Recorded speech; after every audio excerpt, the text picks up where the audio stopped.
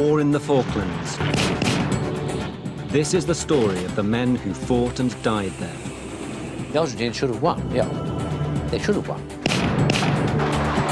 We were uncertain of the number of Exocet that they had. We expected to lose ships. The only question was, which ones? For British troops, many of them teenagers, it was the bloodiest conflict since Korea. Some of us would not be seeing the sunrise the next day.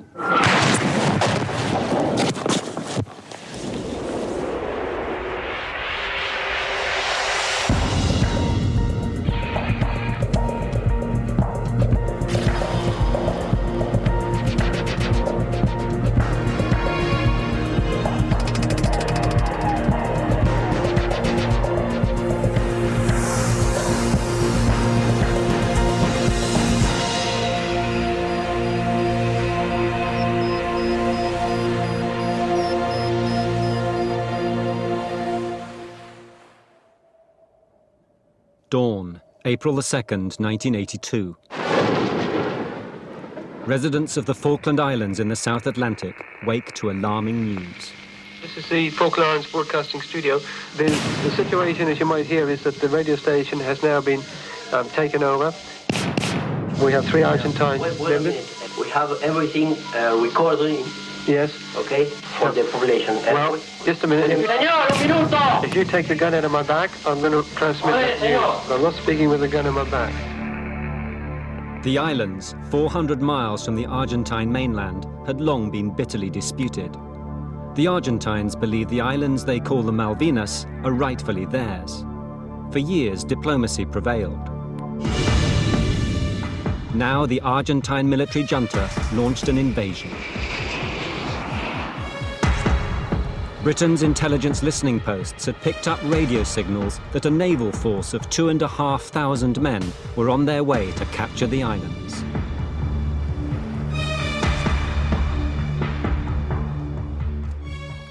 Port Stanley, capital of the Falklands, the morning of April the 2nd.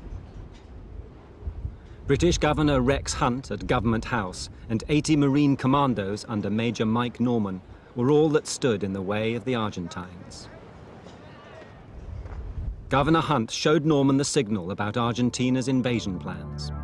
The words are fairly indelible in my mind. At first light tomorrow, there will be an invasion force off Cape Pembroke. It is highly likely that they will land. You are to make the appropriate dispositions.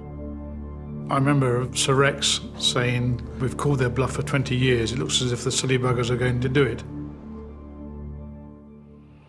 It wasn't Mike Norman's lucky day. He'd been in command of the garrison for just 3 days. Now he and his 80 men were facing an invasion force of 2,500. I decided to talk to everybody. I said there's going to be an invasion force here at 6:30 and we would undoubtedly be overrun and take a lot of casualties. And we all knew exactly what that meant. A lot of us were going to die. In the early hours, Marines took up defensive positions on beaches around Port Stanley. Norman and the rest of his men dug in to protect Government House and the governor.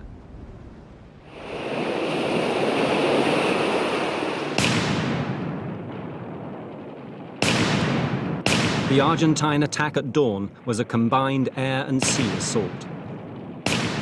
Landing ships hit the beaches. Amphibious tanks, Amtraks packed with troops, rolled ashore.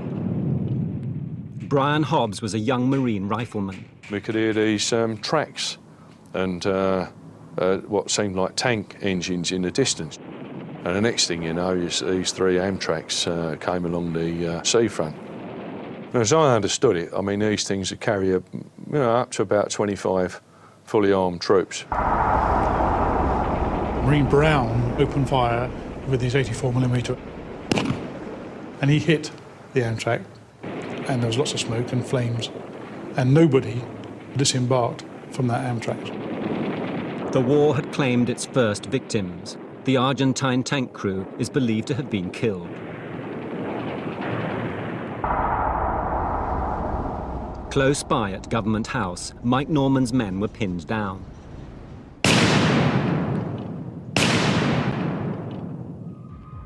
I could hear firing from the rocks above us. There was lots of thumps and lots of ricochets. There was no shrapnel. This must be stun grenades used by special forces. They make a phenomenal noise. They cause a lot of disorientation, and they're very frightening. In the gun battle, 1 Argentine died and 2 were wounded. My own thoughts were that this is it. There's obviously so many of them that we're going to die. Then the guns fell silent. There was a lull. There was absolute quiet amongst all the Marines. Nobody was talking.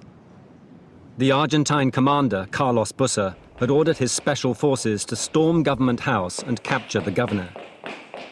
They were now inside the building. Sir Rex, the governor, was very sensibly sitting in the safest place in this house. He was under the solid oak table. And Rex Hunt said, "Tell the Marines to lay down their weapons." Carlos Bussa came in, wanting to shake everybody by the hand and being very friendly with everybody. He put his hand out to shake with Rex Hunt, and Rex Hunt had his hands firmly behind his back. And before he could say a thing, Rex Hunt said, "This is British territory." He demanded I left for having illegally entered British territory. I replied that I was entering Argentine territory. Bussa smiled and said, "I have something like about 500 men ashore now. I've got another 2,000 men waiting to come ashore. I don't want to kill any of these British Marines." Outnumbered, the Marines surrendered. They were then humiliated by being forced to lie spread-eagled in front of their captors. Worse, someone took photographs. On the one hand, I was extremely happy to be in one piece. But on the other hand, yeah, my pride was severely dented. Deeply humiliating. I mean, I wasn't happy about it at all. Someone told me about it, and as they were made to lie down, I went running outside and made them stand up. Regrettably, someone took pictures, and those pictures went around the world. Though the Marines were later sent home, the pictures sparked cold fury in British Prime Minister Margaret Thatcher.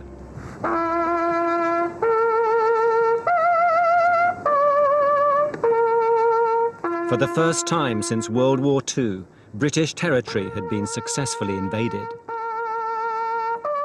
Despite massive logistical problems, Mrs. Thatcher vowed to win back the Falklands. It would prove a costly battle with many tragic setbacks.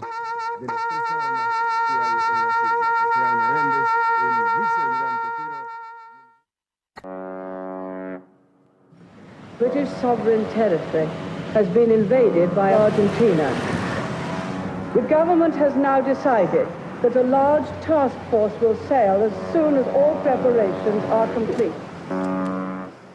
3 days after the invasion, a hastily assembled fleet, the largest since World War II, sailed from Britain.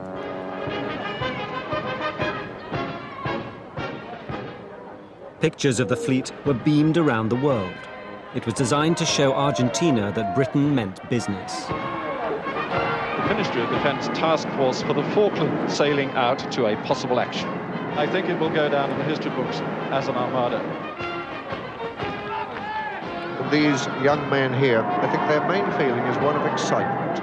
I'm sure of that as they leave this harbour now, but excitement is uppermost in their mind. But the euphoric pictures disguised an uncomfortable reality. After years of cutbacks, Britain's naval power was stretched to the limit. And these ships were sailing 8,000 miles to do battle. Commanding Britain's newest aircraft carrier, Invincible, was Korean War veteran Admiral Jeremy Black. We were off to do something, and these people were wishing us well, and implicitly saying, off you go, sort this out, and we'll see you when you come back. At that time, There was no inkling of what we were going to do, if anything. We didn't even know what the job was and whether we could do it or not.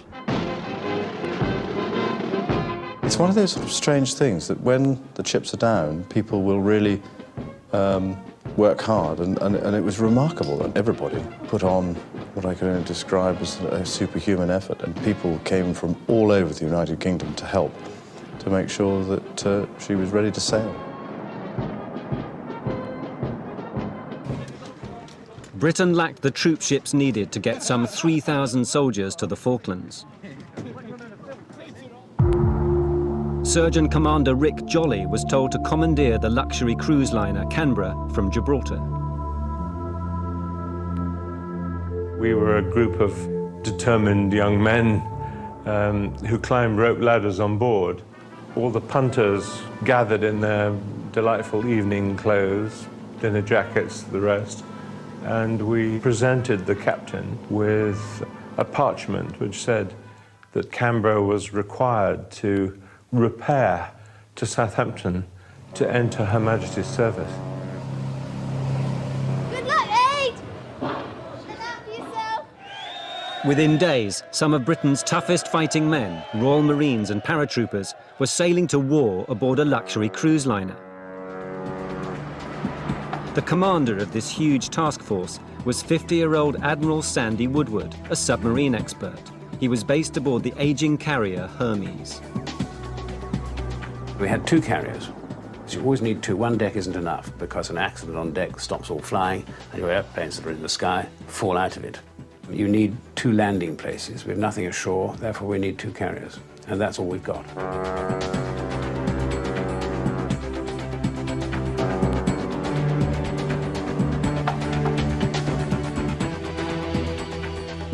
But within an hour of leaving port, the carrier Invincible hit serious mechanical problems. The entire campaign was suddenly in jeopardy. We were less than an hour from harbour when the engineer officer came up and said, "I have to tell you there's a strange sound from one of the gearboxes." Strategically, it was clear that if we lost a carrier, we'd probably lose the whole campaign. The gearboxes were possibly the size of a small house, and they were huge. And inside were a number of couplings. It would take 2 weeks in dry dock to change one of the broken couplings in the gearbox, but turning back was not an option. They'd have to repair the ship at sea, something never attempted before. So we pressed on one engine and got the RAF to fly out a 3.5-ton coupling. The pilot had never landed in a ship in his life before. Then it had to get down to the gear room, which was 8 decks down. So that was no mean feat. For the next 14 days, night and day, they were taking out the old coupling and putting in a new one while we were on one engine and flying. It was a huge feat. To the outside world, all was well with the task force. The Navy kept the breakdown a closely guarded secret, even from the War Cabinet in London.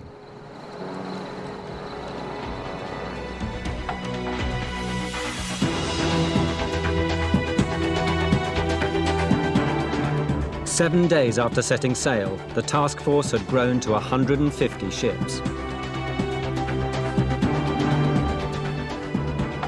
The Falklands War gave many young men their first taste of real-life conflict and the stark dangers it posed.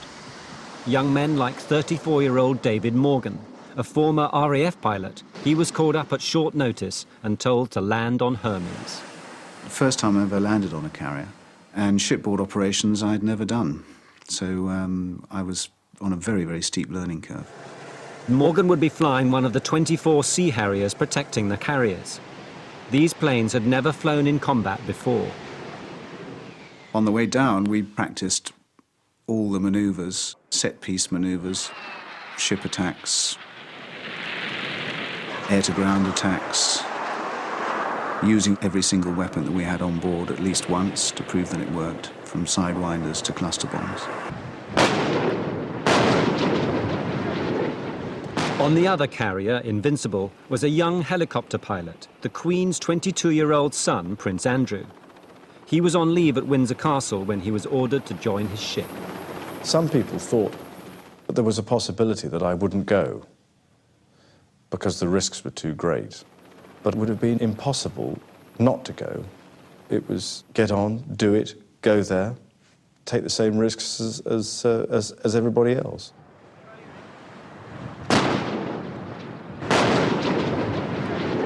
The thousands of men aboard the Canberra knew they'd been making an amphibious assault on the islands. With the odds heavily stacked against them, constant training was essential.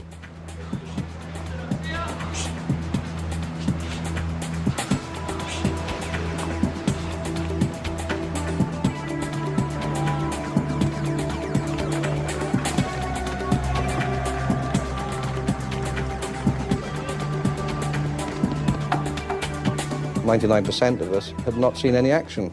We sort of felt that we wanted this thing to kick off. I think the average age of the battalion was around 18.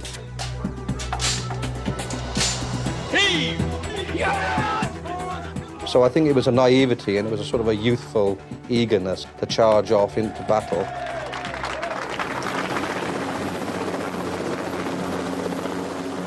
Argentina was meanwhile pouring in men and material to the Falklands to tighten its stranglehold.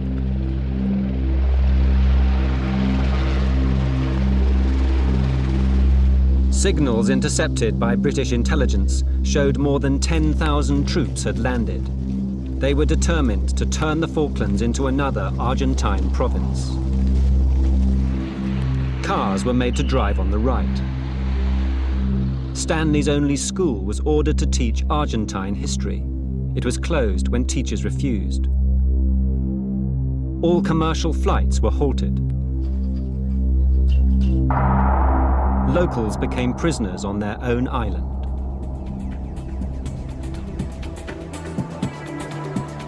By day 12, more than 100 ships had converged on the British base at Ascension Island, midpoint of the 8,000-mile journey to the Falklands.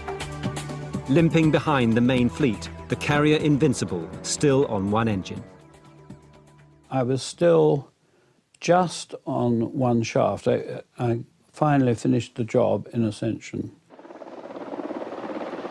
But there was no plan for retaking the islands and dislodging a well-entrenched enemy. Sandy Woodward held an emergency meeting of his senior officers to thrash out a strategy. The prognosis was poor. Our only interceptor, the Sea Harrier, we only had 24 of them against a frontline air force of, as far as we knew, more than 100, so we had to inflict a sort of 6-7 to 1 attrition rate on the opposition, which isn't something you would dream of planning on. And, for instance, wasn't what we achieved in the Battle of Britain. And once these 24 have gone, we have no more Sea Harriers. The Americans were even trying to say, would we like one of their aircraft carriers? But it wasn't a practical proposition, because you can't just charge on board and run an aircraft carrier with your own people. You've got to get the Americans to run it for you. Lack of carriers and aircraft weren't the only problems. Woodward didn't have enough amphibious ships to land his men. Intrepid, the second amphibious command ship, couldn't be down in the Falklands before the 16th of May. You must have the 2 command ships in case one is hit. We can't land before then. You can say it's going to be good, indeed you do, to encourage your people. But in your heart of hearts you say, well, I don't know. But the tradition of the Navy is you go forward whether you think you're going to survive it or not. In mid-April, the task force left the safety of Ascension Island and headed south into the unknown.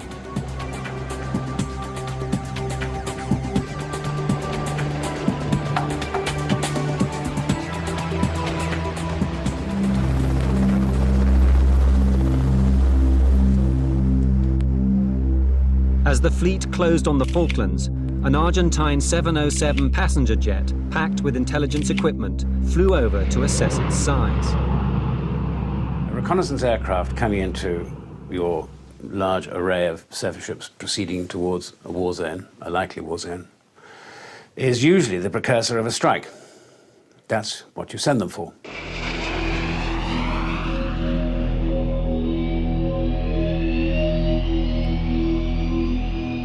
The Argentine Air Force had over 100 jet fighters in a string of air bases less than 400 miles from the Falklands. The Argentines had another advantage. With Port Stanley Airport under their control, they could easily launch devastating attacks on the British fleet. Woodward had to strike first and destroy the runway. The main object of any raid on Stanley Airfield was to stop it being used as an aircraft carrier well up front, to disrupt the runway so that it was not going to be usable for a good period by fast jets. To slow the Argentine build-up, Britain declared a 200-mile exclusion zone around the Falklands and warned Argentina that its ships would be targets if they sailed inside it. On April the 30th, after 4 weeks at sea, the task force crossed into the zone.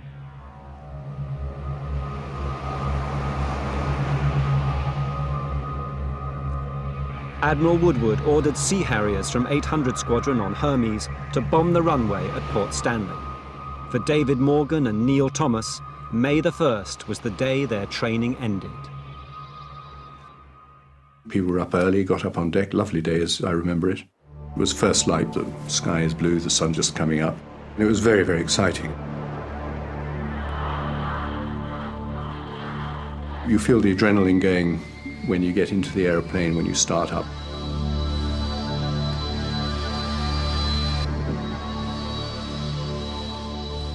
I was flying number 2 to the boss of 800, and I'd actually worked out the number 2 position was going to be the safest. We all thought the boss was probably going to get shot.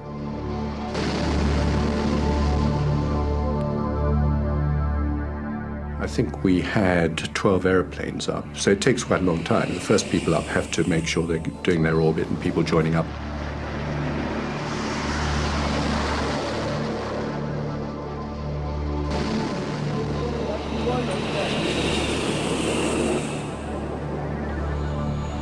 I went past quite fast, actually. I went past at about 610 knots. And saw 2 plumes of smoke, and that was about it. 30 seconds later, the second wave roared in.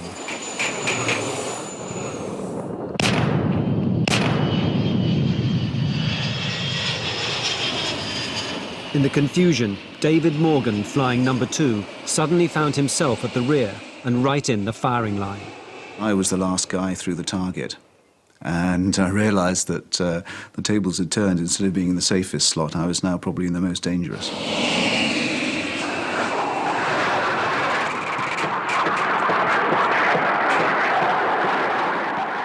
I saw a huge carpet of explosions over the airfield.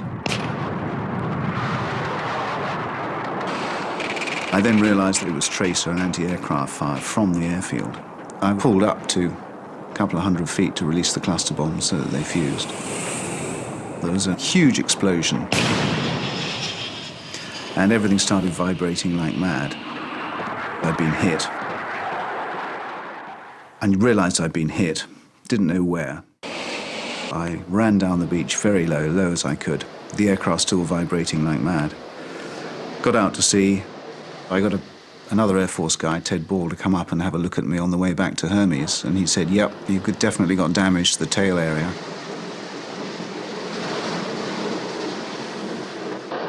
So I slowed it down as much as I dared, and maintaining normal control, and just ran it onto the deck at about 50 knots, and it was fine.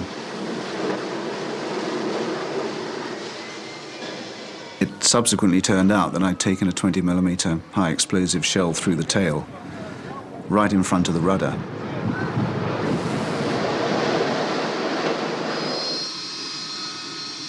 The results of the raid were disappointing. What we did was marginal. Yes, we damaged some airplanes, we damaged some buildings, but we didn't close the runway, and we didn't close the runway throughout. Cameras aboard Thomas's plane revealed the runway was damaged, enough to prevent the Argentines landing jet fighters. But British commanders didn't know if it was enough to stop supply flights by C-130 transport planes. When we saw the actual damage, and the Air Force said the pilots could still land with the C-130s, I felt very calm. I got really angry with the press in Buenos Aires that said the airport hadn't been damaged. I said now the English will come, so the orders were to carry out a masking job, which the Air Force personnel did with great skill to make the English believe the airport was more damaged than it actually had been. The attack on Stanley was designed to show the task force meant business. With the smoke still clearing, Admiral Woodward telephoned his opponent, General Menendez at Government House, inviting him to surrender. Sandy Woodward llamó muy temprano, después del primer ataque. Sandy Woodward called very early after the first attack. Perhaps he thought we had enough. We didn't reply. Y no se le contestó. This is not a bad time for him to say, OK, we've got the message. You've sent the whole lot. You're here and you're going to do us a serious damage. And we'd like to stop the war before anybody else gets killed. You must give your opportunity to the opposition to stop. Later, during the second attack, he called again. I couldn't talk to him because an admiral picked up the call and very angrily told him that if he wanted, he could send a helicopter piloted by the Little Prince.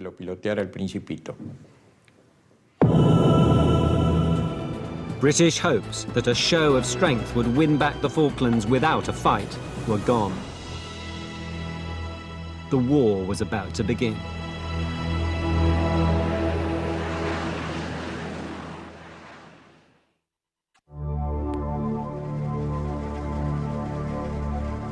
After 30 days at sea, the British task force was just 100 miles off the Falkland Islands, but an invasion was not yet possible. Amphibious assault ships were still on their way from England. The Argentines who'd tracked the fleet across the South Atlantic believed it was an easy target. Admiral Woodward devised a deception plan to convince them it was. We say, right, this is a good opportunity to run our deception plan, which is to pretend that the amphibious force is with us. The intention was to deceive them into thinking we were coming with everything in order to draw out their air and surface forces. Sensing a quick victory, the Argentine Navy put to sea. The former British aircraft carrier, the 25th of May, with 8 Skyhawk jets, together with the cruiser Belgrano.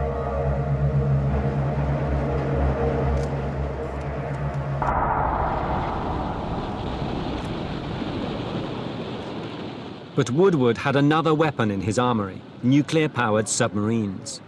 3 had slipped quietly southwards from British bases as the task force had left Portsmouth. The plan was to draw out their surface fleet and chop it up with our nuclear submarines, while we ran away. We were the bait. The nuclear submarines were the spears. One of those spears, HMS Conqueror, was commanded by 37-year-old Captain Christopher Rayford Brown. He'd taken charge just 3 weeks before the conflict began. Controller ops, new contact. Roger. On the 30th, we established what sonar contacts are around and fairly soon detected one sonar contact. Relative bearing 097. And all that night and the next day, as a contact, it got louder. And in the early afternoon, I sighted the Argentinian Belgrano and had 2 escorting destroyers. They were refueling from a fleet auxiliary at the time. But Woodward's deception plan suddenly turned sour. The Argentine fleet split to attack on 2 fronts. The Belgrano was approaching from the south, as the aircraft carrier the 25th of May closed in, possibly from the north. Woodward feared he'd be caught in a pincer movement. So I'm looking at, to the north, one carrier with A4 fighter bombers and possibly A-tornadoes with Exocet. To the south, Belgrano with a large number of 6-inch guns which outrange any of ours. Woodward had to act fast to break up this potentially lethal 2-pronged attack. The Belgrano was the easier target. They knew where it was. But it was outside the 200-mile exclusion zone. To sink it, Woodward needed permission from the War Cabinet in London. To provoke London into a speedy response, Woodward signalled the Conqueror, ordering it to sink the Belgrano. I need Belgrano taken out. The normal process of asking for a major change in rules of engagement, which is what that involved, meant my writing about a page and a half of reasons, that being considered by the military staff at home, taken to the politicians and debated, no doubt, for rather too long, and then sent back with permission to do so. So I put the signal on the submarine satellite. Within minutes, it was wrenched off it by flag officer submarines back home, who realized I had no such authority and wasn't going to allow it, quite correctly. But it enlivened them to take it very quickly to London and say, Woodward really wants this permission. Woodward's plan worked. Within hours, the Cabinet gave its decision. And they got it back from the Cabinet, I think by between 10 and 12 o'clock that morning, which is a very fast turnaround of that sort of decision. In the early afternoon of the 2nd of May, what actually happened was the rules of engagement changed, which allowed all submarines, not just myself, there were 3 nuclear submarines in the area, to attack any Argentinian warships. On board the Belgrano, now closely shadowed by the nuclear submarine, was a 17-year-old sailor, José Luis Ferreira. It was a grey and very cold day, with waves of 10 to 12 meters and a lot of wind. We'd got ourselves into a firing position, and I decided to attack the Belgrano from her port bow.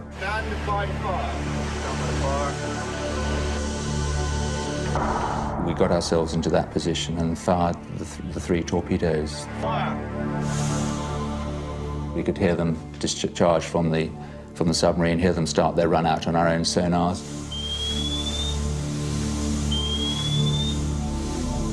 We'd calculated that it'd take about 47 seconds for them to get to the target. It was a textbook operation, rehearsed like this on exercises many times before. We heard the first torpedo hit. I saw a detonation. A very young officer said he thought there were aircraft attacks. An NCO said he was confident it was a torpedo, and that we should stay still because shortly another one was going to hit us. And then there was another almost immediately afterwards. I always say the sound of the impact was like the sound of thunder, but amplified many times. I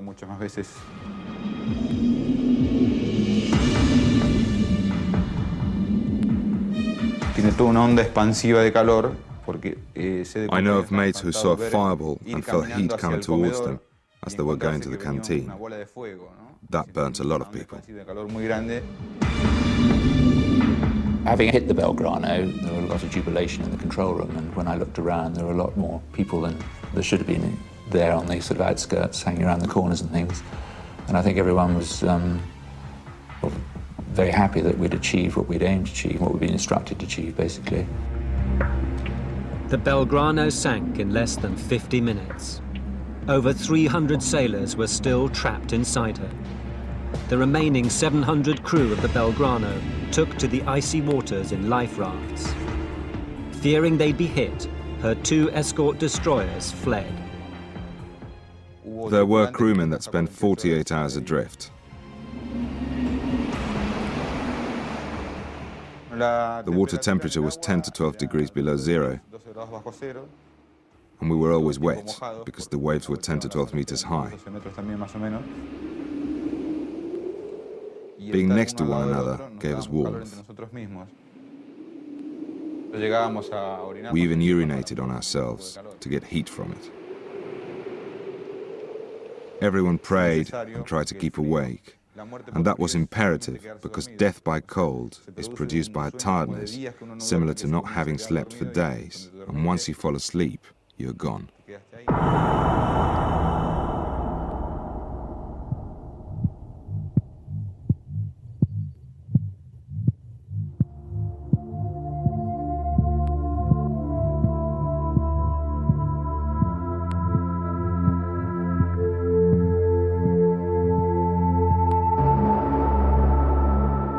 "50 Argentine sailors died of exposure in the freezing waters. A total of 368 had perished.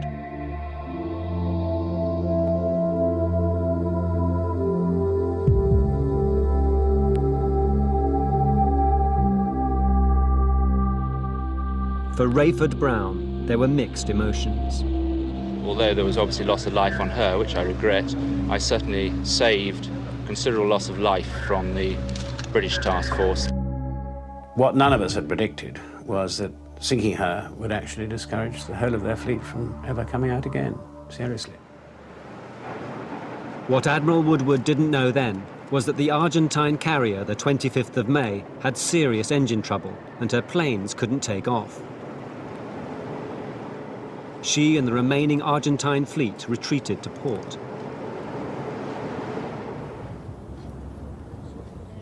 The Belgrano's survivors were flown home.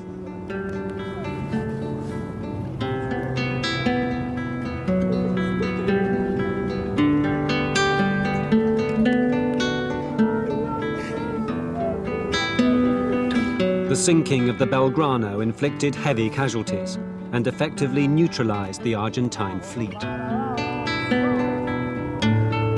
But soon Britain too would suffer a terrible loss at sea.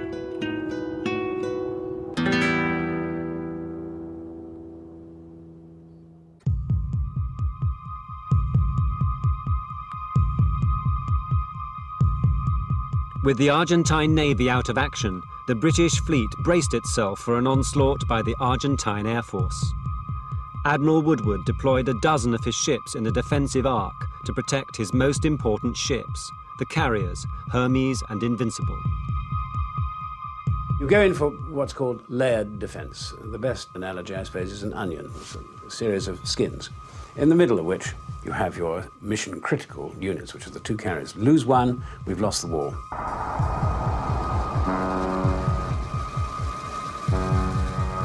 The first layer from either carrier was what was called a goalkeeper, which is a Type 22 frigate with Seawolf, which is very good at shooting down missiles. Then the next layer out is a line of older destroyers like Glamorgan and the older frigates, which are more anti-submarine than they are anti-air. The further layer, 20 miles out beyond that, are the three Type 42 destroyers like Sheffield with Sea Dart launchers, which are designed to shoot down missiles. And then beyond that, now it's getting a really thin layer, Sea Harriers, interceptors, as you can put out on this ring, which is now 50 miles out. And so it's a huge, great arc.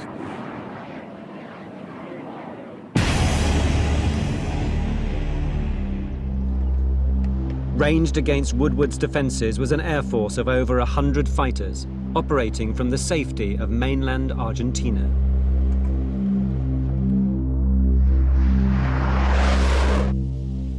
Some planes were armed with a new weapon that greatly worried the British, a French-built missile, the Exocet. Radar-guided, it was capable of eluding Woodward's defensive shield and taking out a carrier.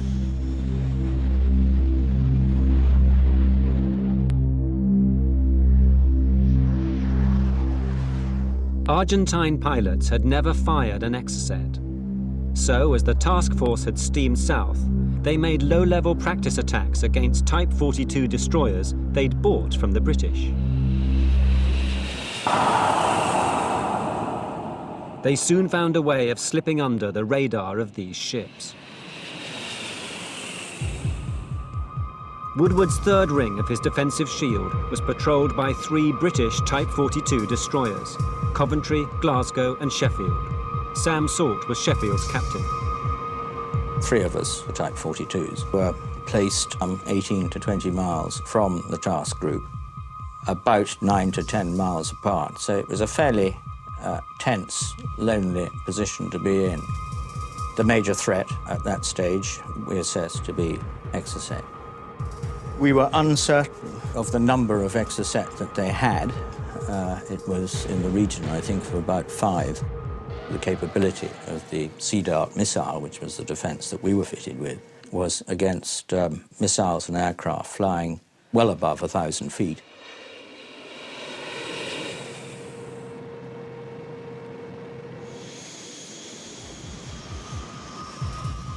At 9:45 a.m. on May the 4th, 2 Super Étendard aircraft, each armed with an Exocet, took off in search of the 2 British carriers.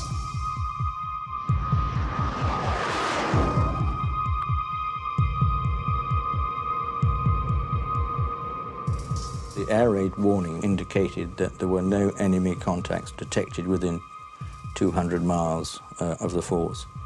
But the warning system was on the limit of its reach. Augusto Bera Caraz, who had trained in Britain, was leading the operation. We were flying low, 160 nautical miles from the British fleet, always in total electronic silence.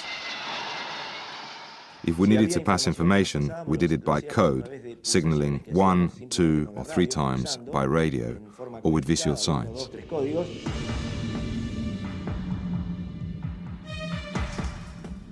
At about 40 nautical miles from the fleet, we ascended in silence to 2,500 feet. We emitted 3 sweeps with our radar. The plane's radar sweeps should have given away their position to the British destroyers. Glasgow did pick up a signal. Blind, AWOL, 1 probable target, 01010. Go flash, direct the radar. Glasgow had reported it to the Force anti-air warfare controller in Invincible, who had declared it to be a spurious contact. Sheffield's radar should also have found the 2 planes, but at that very moment it was turned off to allow officers to speak to London by satellite phone. I was transmitting on satellite communication at the time. There was a known interference between satellite communications and our ability to detect radar contacts. So we had to switch our radar to standby and therefore could not detect what was coming in. We climbed again, then we detected our target. The radar screen showed 1 large and 3 medium-sized vessels. We assumed the large one was an aircraft carrier, and then we fired the 2 missiles.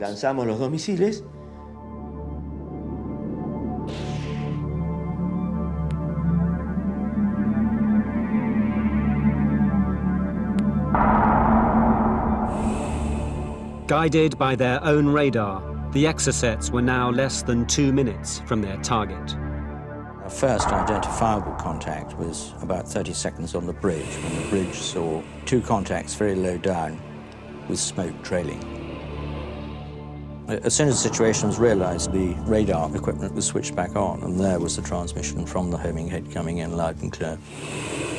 By that stage, we were within seconds.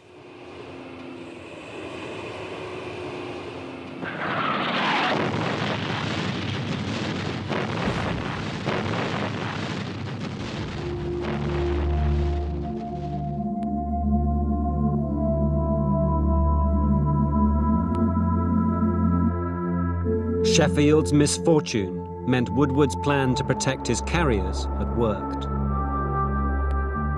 The 2 carriers were 20 miles away.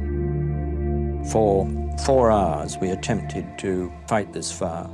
We knew from all the burning paint on the outside of the ship, on the decks, the heat of the decks through your feet, that the fire had reached through the superstructure and was within a few feet, probably 3 meters, of our main Sea Dart missile magazine.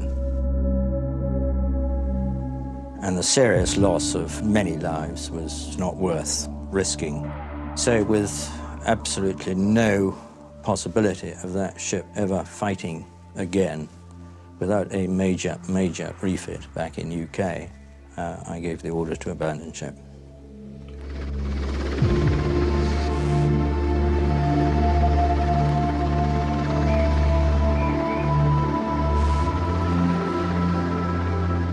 We didn't know how many people we'd lost. It could have been as many as 100. In fact, it was 20. And we had 24 severe burn cases as well.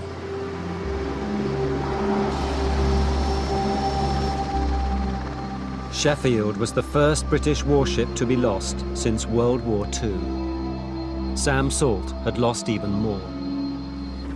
I'm sure every captain would say that their ship's company is the best afloat.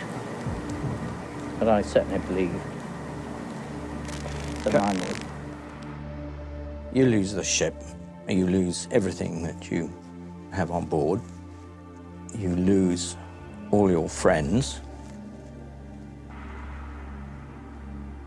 and you don't have time to say goodbye. And what was, I believe, a very efficient, effective ship.